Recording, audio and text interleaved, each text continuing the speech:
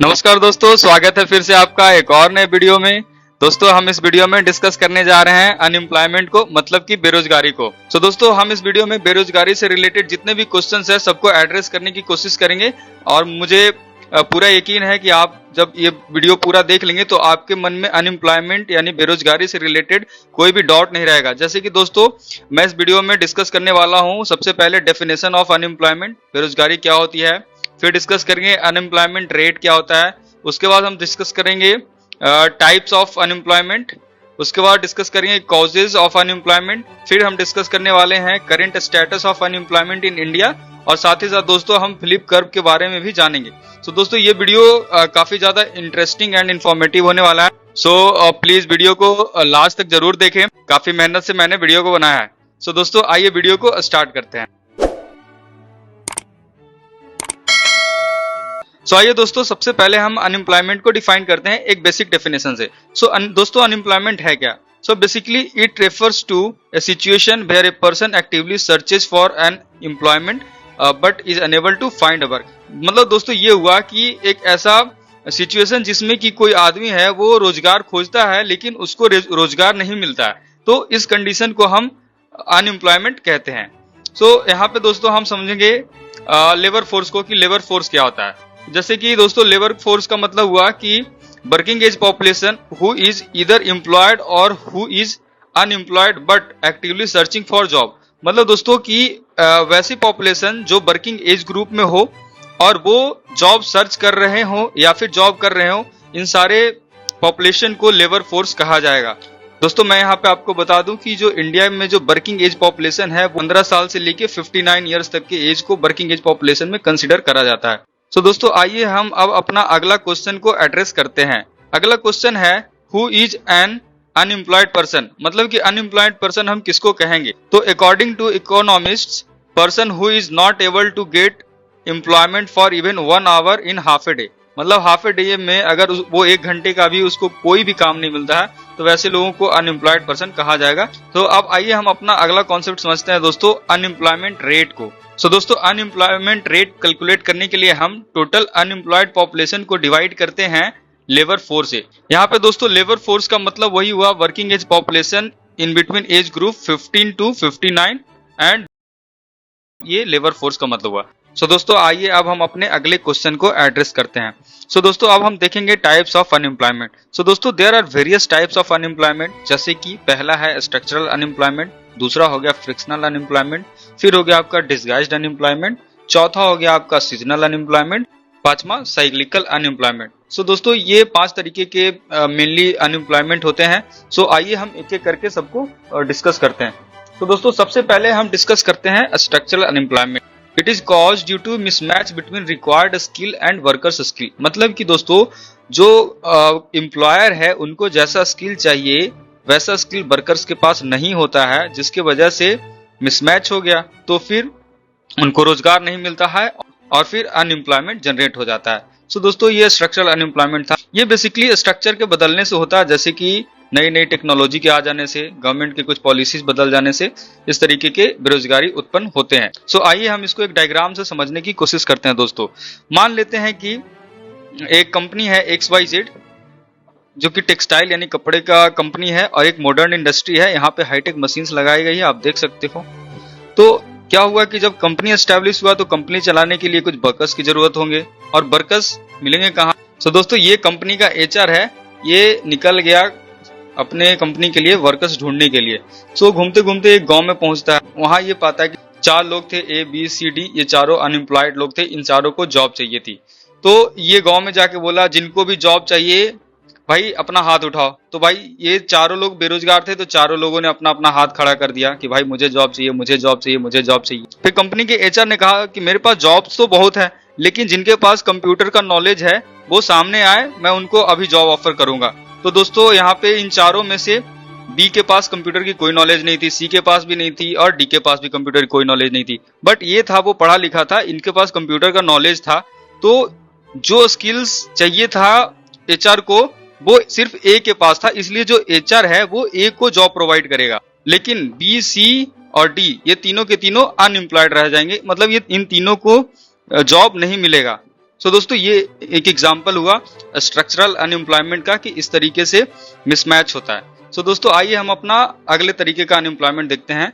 दूसरा हो गया फ्रिक्शनल अनएम्प्लॉयमेंट। सो दोस्तों फ्रिक्शनल अनएम्प्लॉयमेंट को ट्रांजिशनल अनएम्प्लॉयमेंट भी कहा जाता है। तो दोस्तों आइए इसको भी हम समझने की कोशिश करते हैं एक डायग्राम की मदद से। सो दोस्तों सपोज करते हैं कि ये है रामू, मिस्टर रामू है और ये काम करते हैं डोमिनोज के साथ, पिज्जा डिलीवरी का काम करते हैं और इनको मंथली सैलरी मिलती है 10,000 रुपीज। सो इनको इनके दोस्त का कॉल आता है, बोलता है भाई तू कहाँ फंस गया है, यहाँ पे जोमेटो वाले तो 15,000 रुपए दे रहे हैं वही काम के।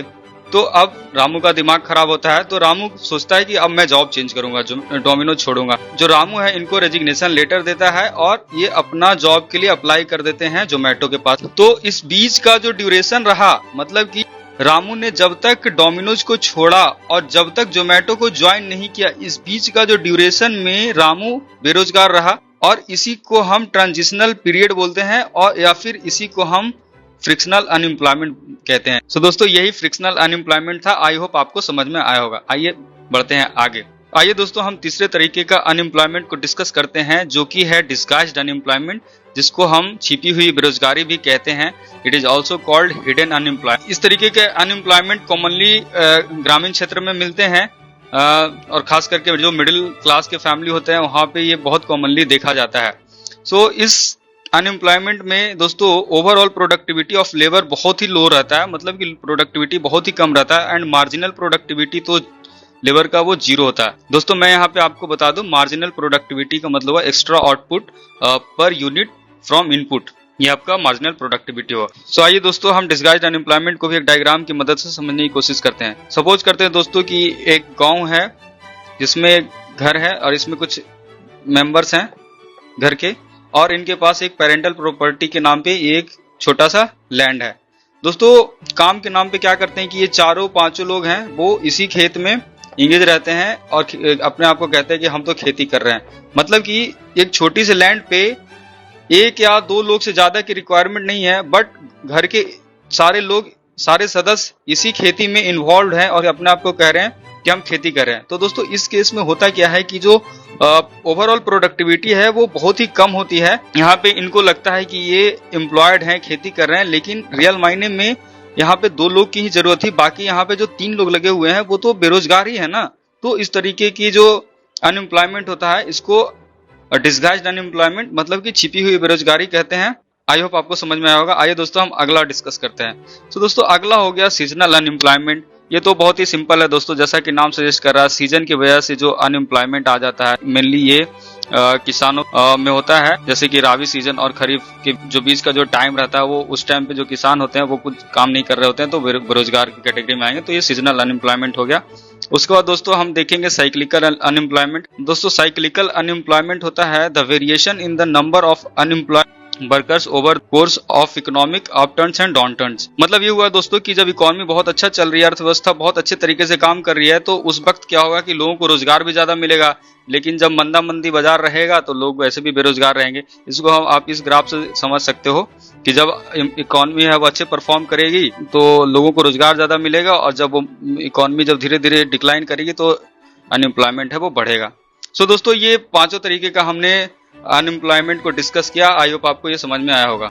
सो आइए दोस्तों अब हम अपना नेक्स्ट क्वेश्चन को एड्रेस करते हैं कि current status of unemployment in India. So unemployment का करंट स्टेटस क्या है इंडिया में, तो यहाँ पे आप देख सकते हो। So according to CMIE report, central for monitoring Indian economy, एक प्राइवेट ऑर्गेनाइजेशन है, इसके रिपोर्ट के according unemployment rate in India is around 7.5% at present and it is 7.93 in urban India whereas only 7.44 in rural areas। मतलब कि शहरी क्षेत्र में ही बेरोजगारी का दर ज्यादा है थोड़ा ग्रामीण क्षेत्र से। तो ये अभी करंट स्टेटस है दोस्तों। यहाँ पे मैं एक और चीज डिस्कस करूंगा आपके साथ कि जो सोर्सेज की, कई बार ये एग्जाम में भी पूछ दिया जाता है कि जो अनएम्प्लॉयमेंट के डेटा होते हैं उसके सोर्सेज क्या क्या है। मेनली ये 2 सोर्सेज हैं दोस्तों। सबसे पहले सेंसस ऑफ इंडिया, जनगणना वाला सोर्स, और दूसरा जो PLFS है, पीरियोडिक लेबर फोर्स सर्वे का जो NSO करती है, ये दूसरा इसका सोर्स है, वो मेन सोर्स है अनएम्प्लॉयमेंट का। सो दोस्तों आगे हमें फ्लिप कर्व डिस्कस करना है, लेकिन फ्लिप कर्व को डिस्कस करने से पहले इन्फ्लेशन को थोड़ा सा समझ लेते हैं। हालांकि इन्फ्लेशन बहुत ही कॉम्प्लेक्स एंड थोड़ा बड़ा है टॉपिक, लेकिन इसको हम सिंपल लैंग्वेज में समझने की कोशिश करेंगे। सो दोस्तों, इन्फ्लेशन का जो सिंपली मीनिंग होता है कि rise in price of commodity, मतलब महंगाई। इन्फ्लेशन का मतलब महंगाई से होता है। इस केस में बेसिकली होता है दोस्तों की जो आपकी करेंसी होती है ना, उसकी परचेजिंग पावर कम हो जाती है। मतलब कि आप समझ सकते हो कि अगर आप 100 रुपए में एक शर्ट खरीद रहे थे, लेकिन महंगाई की वजह से आपको 200 रुपए में वही शर्ट खरीदना पड़ रहा है, यानी कि आपका जो करेंसी था उसके वैल्यू गिर गया ना, आपको अब 200 में वही शर्ट खरीदना पड़ रहा है। तो इसी को डेप्रिसिएशन ऑफ करेंसी भी बोलते हैं, और ये इन्फ्लेशन का ये मतलब हमने समझा। अब दोस्तों अब आइए डिस्कस करते हैं, बहुत इंटरेस्टिंग फिलिप कर्व को समझने की कोशिश करते हैं। तो दोस्तों फिलिप कर्व है, ये कर्व जो थे A.W. फिलिप ने दिया था। इस कर्व के माध्यम से इन्होंने कहा था कि इन्फ्लेशन एंड अनएम्प्लॉयमेंट है वो stable and inverse relationship share करते हैं। जैसे कि इन्फ्लेशन है वो इनवर्सली प्रोपोर्शनल होगा अनएम्प्लॉयमेंट को। दोस्तों इस रिलेशनशिप को इस ग्राफ के द्वारा दर्शाया गया है। ये आपका इन्फ्लेशन रेट हो गया, ये आपका अनएम्प्लॉयमेंट रेट हो गया। जैसे हम इस साइड जाएंगे अनएम्प्लॉयमेंट बढ़ेगा, और इस साइड जाएंगे तो इन्फ्लेशन बढ़ेगा। तो आप ये रिलेशनशिप देख सकते हो, इसी को फिलिप कर्व भी कहा जाता है। सो आई होप दोस्तों ये ग्राफ आपको समझ में आया होगा। अगर हम इसको समराइज करें तो जो A.W. फिलिप का कहना था कि अनएम्प्लॉयमेंट जब घटेगा तो जॉब्स बढ़ेगा, जब जॉब्स बढ़ेगा तो लोगों के पास पैसा आएगा, मतलब कि इकोनॉमी में पैसा आएगा यानी इंक्रीज होगा। जब इकोनॉमी में पैसा बढ़ेगा, सबके पास पैसा आ जाएगा, तो फिर महंगाई बढ़ेगी, क्योंकि डिमांड बढ़ जाएगा, तो डिमांड बढ़ेगा तो इन्फ्लेशन ऑब्वियसली बढ़ जाएगा। तो इन्होंने एक इनवर्स रिलेशनशिप दिखाने का कोशिश किया था फिलिप कर्व के थ्रू इन्फ्लेशन एंड अनएम्प्लॉयमेंट के बीच में। लेकिन दोस्तों फिलिप कर्व भी डिसअप्रूव हो गया था 1970 में, जब एक इकोनॉमी में एक ऐसा सिचुएशन आ गया था जिसमें इन्फ्लेशन तो बढ़ ही रहा था, साथ ही साथ अनएम्प्लॉयमेंट भी बढ़ रहा था। लेकिन फिलिप का मानना था कि जब इन्फ्लेशन बढ़ेगा तो अनएम्प्लॉयमेंट कमेगा। लेकिन 1970 में एक ऐसा सिचुएशन आया था जिसमें इन्फ्लेशन भी बढ़ रहा था और उसके साथ साथ अनएम्प्लॉयमेंट भी बढ़ रहा था। दोस्तों इस सिचुएशन को कहा गया स्टैगफ्लेशन। तो कई बार एग्जाम में पूछा भी जाता है कि स्टैगफ्लेशन क्या होता है। तो बेसिकली दोस्तों stagflation is an economic situation जिसमें इन्फ्लेशन एंड अनएम्प्लॉयमेंट दोनों साथ साथ बढ़ रहे होते हैं। तो दोस्तों इस वीडियो में हमने बहुत सारी चीजों को डिस्कस किया। सबसे पहले अनएम्प्लॉयमेंट को डिफाइन किया, फिर उसके टाइप्स देखे, फिर करंट स्टेटस ऑफ इकोनॉमी देखे, उसके बाद हमने फिलिप कर्व को डिस्कस किया, साथ ही साथ हमने स्टैगफ्लेशन को भी समझने की कोशिश की। दोस्तों मैंने इस वीडियो को बनाने में काफी ज्यादा मेहनत किया है। आई होप आपको ये वीडियो जरूर पसंद आया होगा। दोस्तों अगर आपको ये वीडियो अच्छा लगा तो प्लीज अपने दोस्तों के साथ शेयर करें और चैनल को सब्सक्राइब करें एंड मेरे चैनल को सपोर्ट करें। So thank you for watching this video. मिलते हैं अगले वीडियो में। Thank you.